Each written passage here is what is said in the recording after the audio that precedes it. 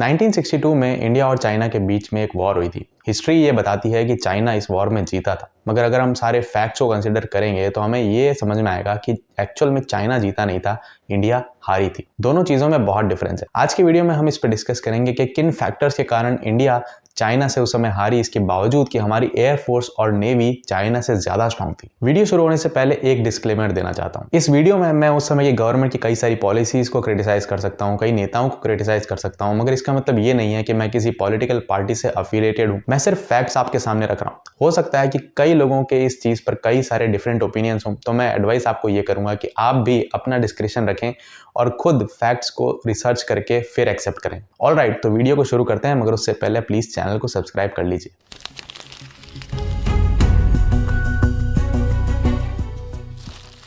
1949 में चाइना की peoples liberation army ने मेनलैंड चाइना की गवर्नमेंट को डिफीट करके उनसे चाइना का कंट्रोल अपने हाथ में ले लिया था और इस तरह से रिपब्लिक ऑफ चाइना बन गया था पीपल्स रिपब्लिक ऑफ चाइना या फिर पीआरसी। अब इसी के एक साल बाद 1950 में इंडिया ने भी अपना कॉन्स्टिट्यूशन बनाया और हमारे प्रेसिडेंट और प्राइम मिनिस्टर अपॉइंट हुए इंडिपेंडेंट इंडिया में। दो नए बने हुए नेशंस एशिया में अपनी शुरुआत कर रहे थे और दोनों में पहले रिलेशंस काफी अच्छे थे। इनफैक्ट इंडिया एशिया की पहली ऐसी नॉन कम्युनिस्ट कंट्री थी जिसने पीपल्स रिपब्लिक ऑफ चाइना की गवर्नमेंट को एक्सेप्ट किया था उस समय। इंडिया चाइना के रिलेशंस काफी अच्छे नोट पे स्टार्ट हुए। उन्होंने एक पंचशील नाम का एग्रीमेंट किया जिसके अंदर 5 सिद्धांत बताए गए थे। एक दूसरे की टेरिटरी के लिए mutual respect, mutual non aggression, mutual non interference in each others matters, equality and cooperation for mutual benefit और पीसफुल को एग्जिस्टेंस। इनफैक्ट उस समय एक नारा बहुत पॉपुलर हो गया था, हिंदी चीनी भाई भाई, शायद आपने भी सुना होगा। सब कुछ सही चल रहा था। इंडिया चाइना ने सोचा था कि साथ मिलकर तरक्की करेंगे, तब तक जब तक चाइना ने अक्साई चेन वाले डिस्प्यूट को स्टार्ट कर दिया और अक्साई चेन में इंडिया को बिना बताए रोड्स कंस्ट्रक्ट करना स्टार्ट कर दिया।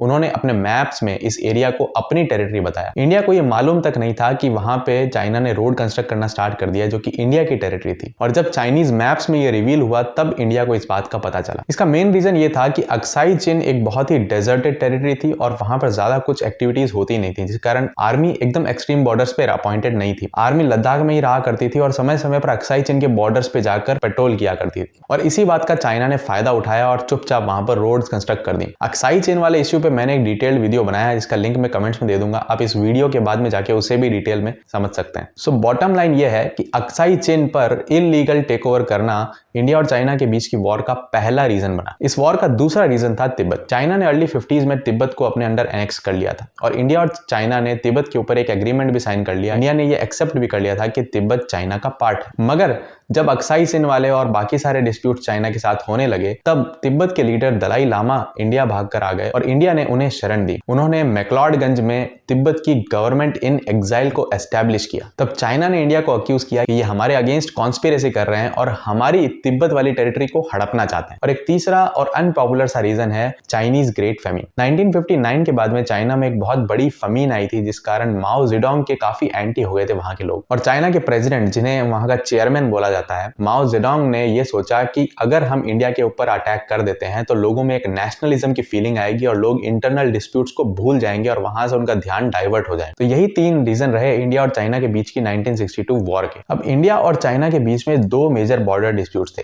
एक तो था अक्साई चीन और दूसरा था अरुणाचल प्रदेश, जिसका उस समय नाम हुआ करता था नेफा, यानी नॉर्थ ईस्ट फ्रंटियर एरिया। अभी जो अरुणाचल प्रदेश है उसके और चाइना के बीच के बॉर्डर को मैकमोहन लाइन कहा जाता है। चाइना का यह मानना था कि ये मैकमोहन लाइन गलत लाइन है और पूरा का पूरा नेफा एरिया उनका है। वो ऐसा क्यों सोचते थे? क्योंकि तिब्बतन लोगों का मानना था कि नेफा एरिया तिब्बत के अंदर आता है और चाइना ने तिब्बत को एनेक्स कर लिया था, इसीलिए उन्होंने कहा कि नेफा एरिया भी तिब्बत के अंदर आता है और हमें ही ये मिलना चाहिए। और सिमिलरली इसी तरह उनका मानना था कि अक्साई चेन का एरिया भी तिब्बत के अंदर ही आता है। अब क्योंकि उस समय अक्साई चेन और नेफा का बॉर्डर हेवीली गार्डेड नहीं रहता था, चाइनीज ट्रूप्स रेगुलरली काफी अंदर तक आकर गश्त लगाने लगे और अपनी पोस्ट को एस्टेब्लिश करने लगे। इंडिया को जब इस बात का पता चला तो उन्होंने एक टेक्निक अपनाई जिसे बहुत ही फेमसली कहते हैं फॉरवर्ड पॉलिसी। इस पॉलिसी में इंडिया ने काफी दूर एक्सट्रीम बॉर्डर्स पर, जहां पर अक्साई चेन और नेफा का बॉर्डर चाइना से मिलता है, वहां पर जाकर अपनी पोस्ट को एस्टेब्लिश किया और जो चाइनीज ट्रूप्स अंदर घुस आए थे उनकी सप्लाई को कट ऑफ करने का प्रयास किया। तो इस तरह से चाइनीज सोल्जर्स और इंडियन सोल्जर्स में काफी टकराव हुआ करते थे। दोनों नेशंस एक दूसरे के अगल बगल में और एक दूसरे से आगे बढ़कर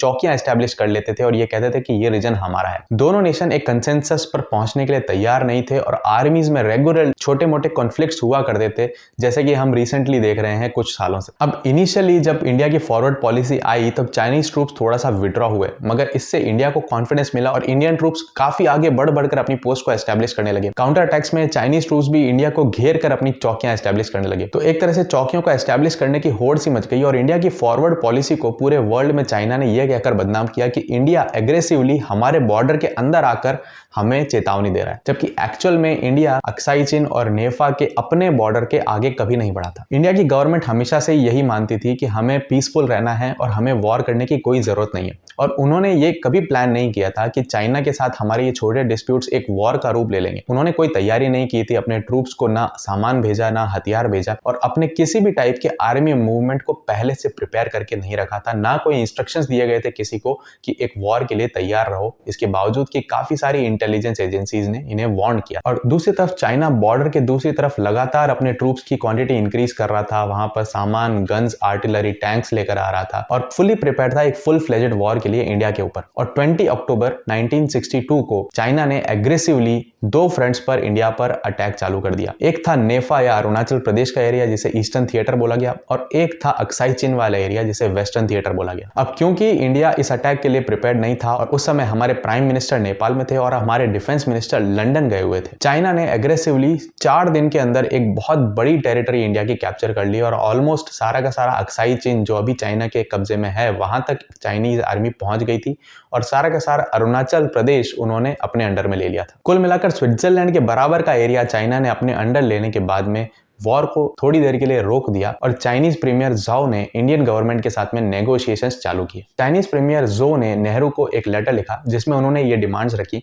कि अक्साई चीन का एरिया चाइना को दे दिया जाए और बदले में वो north east frontier area India को रिटर्न कर देंगे। इंडिया में उस समय काफी बड़ा नेशनलिज्म का सेंटिमेंट बना हुआ था और नेहरू पर प्रेशर था कि 1 इंच जमीन भी चाइना को ना दी जाए। तो जाहिर सी बात है नेहरू जी भी अपने स्टैंड पर अड़े रहे और उन्होंने चाइना का ये प्रपोजल रिजेक्ट कर दिया और कहा कि हम फॉर्मली कभी भी अक्साई चीन पर चाइना का कंट्रोल नहीं मानेंगे। हालांकि ये कॉन्फ्लिक्ट सिर्फ लैंड पर हुआ था, एक लिमिटेड एरिया में हुआ था, 2 आर्मीज के बीच में क्लैश हुआ था और एयरफोर्स और नेवी इसमें इन्वॉल्व नहीं थी, मगर फिर भी इसे हिस्ट्री में वॉर ही कंसिडर किया जाता। अब अक्टूबर के इस कूप के बाद में लगभग 1 महीने तक चाइनीज आर्मी शांत बैठी रही और जब नेहरू ने चाइना की डिमांड्स को एक्सेप्ट करने से मना कर दिया तब 14 नवंबर के आसपास चाइना ने फिर से एक बार अग्रेसिव अटैक चालू किया। मगर इस 1 महीने के टाइम में इंडिया ने इंटरनेशनली काफी प्रयास किए थे चाइना को रोकने के। हालांकि रशिया उस समय इंडिया की हेल्प के लिए नहीं आया था क्योंकि वो अलग ही क्राइसिस से जूझ रहा था, इसका नाम था क्यूबन मिसाइल क्राइसिस। मगर यूएसए ने अपने आर्म्स इंडिया को सप्लाई करना स्टार्ट कर दिए थे और उन्होंने अपना एक एयरक्राफ्ट कैरियर भी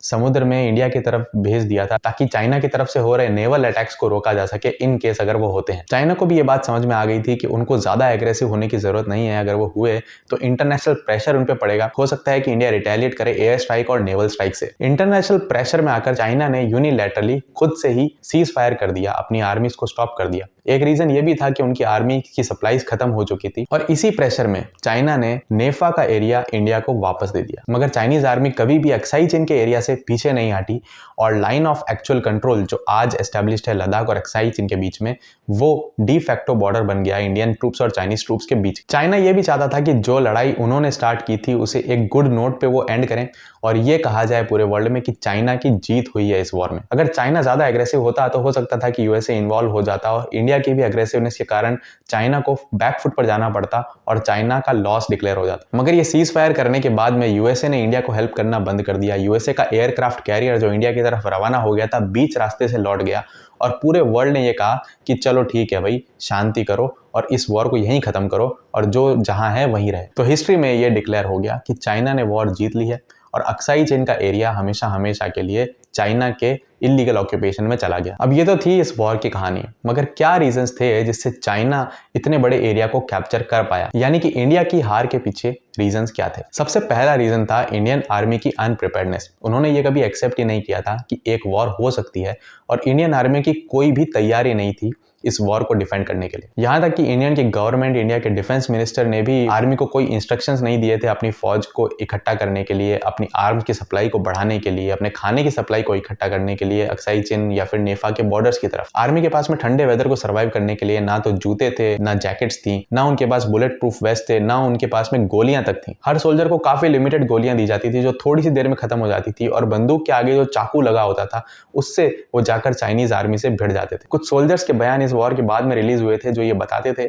कि वो जब तक बंदूक में गोलियां रहती थी चाइनीज आर्मी पर एग्रेसिव रहते थे, मगर जैसे ही बंदूक की गोलियां खत्म होती तब चाइनीज आर्मी उनके ऊपर एग्रेसिव हो जाती। फेलियर का तीसरा रीजन था इंडिया का बैकफुट पर होना। उन्होंने कभी एयर स्ट्राइक या फिर नेवल स्ट्राइक करने की नहीं सोची, जबकि इंडिया की एयरफोर्स उस समय चाइना की एयरफोर्स से काफी ज्यादा सुपीरियर थी और इंडिया के प्लेन्स हिमालयाज में उस एरिया तक पहुंच सकते थे जहां तक चाइना के प्लेन्स उधर से हिमालयाज को क्रॉस करके नहीं आ सकते थे। इंडिया एक एयर एडवांटेज में होने के बावजूद एयरफोर्स को यूज करने में नाकाम रहा, जो इस वॉर में हमारी हार का एक मेजर रीजन बताया जाता। और सिमिलरली इसी तरह नेवी को भी इंडिया ने यूटिलाइज नहीं किया। अगर इंडिया की वॉरशिप्स मलक्का स्ट्रेट और बाकी सारे स्टेट से चाइना के ट्रेड का रूट कट ऑफ कर देती तो चाइना को हार मानकर पीछे लौटना पड़ता। चौथा रीजन था कि इंडिया ने कभी अक्साई चेन और नेफा के एरियाज में रोड कंस्ट्रक्ट करना जरूरी नहीं समझा। उनका मानना था कि अगर रोड कंस्ट्रक्ट कर दी तो वहां से चाइनीज आर्मी अगर अटैक करने आती है तो उनका आना बहुत ईजी हो जाएगा और वो काफी अंदर तक घुस पाएंगे। मगर ये कभी नहीं सोचा गया कि हमारे लिए भी बॉर्डर्स तक पहुंचना उतना ही जरूरी और उतना ही ईजी हो जाएगा। पांचवा रीजन था कि वॉर जब स्टार्ट हुई उस समय हमारे प्राइम मिनिस्टर नेपाल के दौरे पर थे और हमारे डिफेंस मिनिस्टर लंदन गए हुए थे और एक नॉन कम्युनिकेशन की सिचुएशन बन गई थी और आर्मी को ये क्लू नहीं लग पा रहा था कि अब क्या किया जाए। और उस समय वीके कॉल को